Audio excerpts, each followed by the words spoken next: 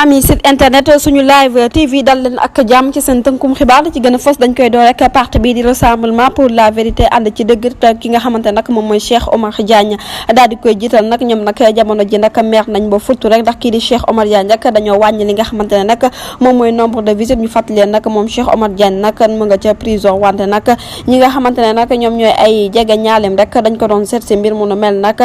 jamono ji nag dañ ko limité wante nag ñi nga xamante ne rek ñoom ñoo am possibilité pour seeti ji ko rek ak njabootam lay niru mu mel ni nag boobu la restriction visite maanaam daal visite bi nga xamante ne rek wàññil nañ ko kii di professeur Cheikh Omar Diagne merloo na ba futtu nag rassemblement pour la vérité ànd ci dëgg tax nag ñu ngay daal di rek dànkaafu ñi nga xamante ne nag ñoom ñoo nekk ci biir réew ak ci bitim réew rek ñu daal di yokk visite bi jëmale ko ci ki nga xamante ne nag moom mooy Cheikh Omar Diagne mi nga xamante ne nag moom moo nekk seen naataango ba tey rek la ñu daal di xam ne rek moo di ne visite yi nga xamante ne nag moom lañ doon amal pour ñenn kese la woon mooy njabootam donc mbir mu nu mel nag dañoo gis ne rek dafa xaw a doy waar loolu moo tax nag ñu mer ba futu rek di yëkkati seen kàddu ñoom nag la ñu daal di xamlewaat rek ci boobu le mbir dañoo gis ne rek loolu yëpp violation la waaye nag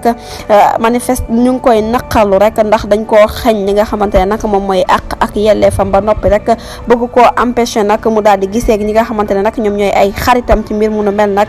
ñëw jamono ji nag ña ngay dànkaafu nguur Macky Sall rek ne ba xam ñoom est-ce que nekkul rek daa am lu ñuy nëbb nag moo tax rek ñu daal di dakkal yooyu les visites lépp lu mu ci munti xew rek nee na nag ñoom tamit ñu ngay artu bu baax ñi nga xamante ne nag ñoom ñooy yooyu les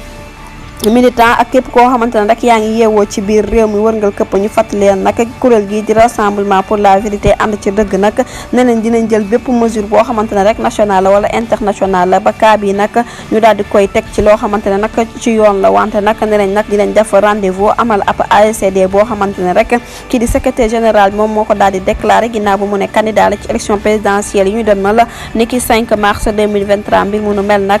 dañ ne rek moom moo nekk un seul candidat boo xamante ne rek pare na pour dem fi nga xamante ne nag moom mooy ca élection présidentielle wante nag jamono ji dañ koo xañ li nga xamante ne nag moom mooy liberté du ñàkk rek dinañ ci ñëwaat ci leen di jotaay xabaar jërë ngeen jëf ci teewlu bi bu leen fàttee abonné ba saale cloche de notification ngir amaat yeneen i info